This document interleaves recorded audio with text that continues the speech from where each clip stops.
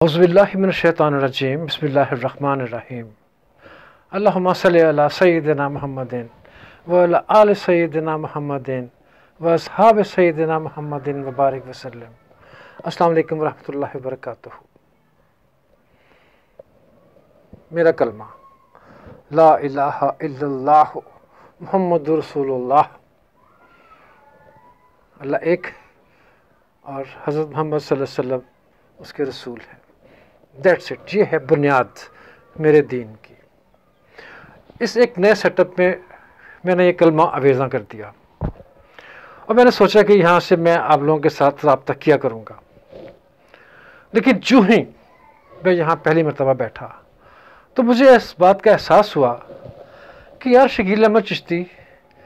کتنے لوگوں نے اپنے دکانوں میں، اپنے آفسز میں کلمے آویزاں کیے ہوئے ہوتے ہیں، سروں پہ نالین پاک کا وہ لگایا ہوا ہوتا ہے ایک، اور پتہ نہیں کیا کچھ کیا ہوا ہے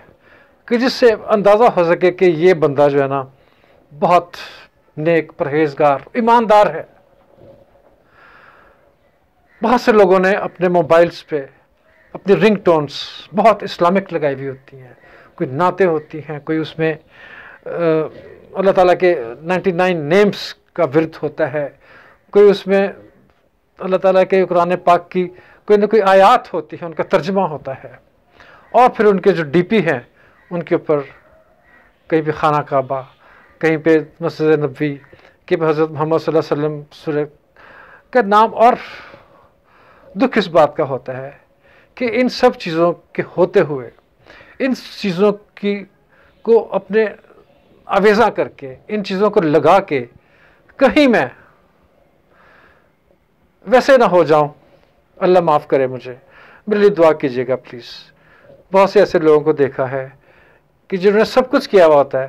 لیکن اپنے کاروبار میں، اپنی بات چیت میں پوری نفی ہو رہی ہوتی ہے۔ میں آپ سے التجا کرتا ہوں کہ نمبر 1، آپ میرے لیے دعا کریں کہ یہ سب کچھ کر کے، اس کلمہ کے سائے میں بیٹھ کے میں کوئی غلط بیانی نہ کروں، کوئی کسی کا ساتھ کوئی غلط کام نہ کر جاؤں، میں کچھ غلط نہ کر جاؤں، نمبر 1۔ نمبر 2، جتنے بھی لوگ، جتنے میرے دوست، میرے دکاندار حضرات، میرے بزنس مین، جنہوں نے اپنے کمروں میں، اپنے گھروں میں، اپنے دفاتر میں، اپنی دکانوں پہ سب کچھ آویزہ کیا ہوا ہے، وہ اس کا پاس رکھیں پلیز۔ یہ اللہ تعالیٰ کی بہت بڑی ایک آزمائش ہے ہمارے اوپر۔ اللہ تعالیٰ نے ہمیں ایک نعمت عطا کی ہے، ہمیں اس کلمہ کی لاج رکھنی ہے، اس کلمے کی اور باقی جتنے بھی کلمے ہیں اس کی لاج رکھنی ہے، قرآن آیات کی لاج رکھنی ہے۔ یا اللہ ہمیں ان سب چیزوں کی لاج رکھنے کی توفیق عطا فرما۔ میری بات کا برا نہ منائیے گا میرے بھائیوں، میں صرف اس بات پہ وہ ہوں کہ میں جو یہ سب کچھ کر کے بیٹھ گیا ہوں، مجھے اللہ تعالیٰ توفیق دے کہ میں سیدھے راستے پہ رہوں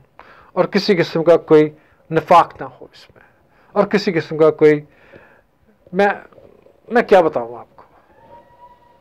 میری آپ کے لیے بھی دعا ہے، اللہ تعالیٰ ہم سب پہ اپنا کرم کرے، اپنا خیال رکھے، اپنے گرد و نواح کا خیال رکھے، اپنے اس کلمہ پاک کا خیال رکھے، اس کو اپنے دل میں بسائیں اور اس پہ پورا عمل کریں، قرآن پاک پہ پورا عمل کریں۔ السلام علیکم ورحمۃ اللہ وبرکاتہ۔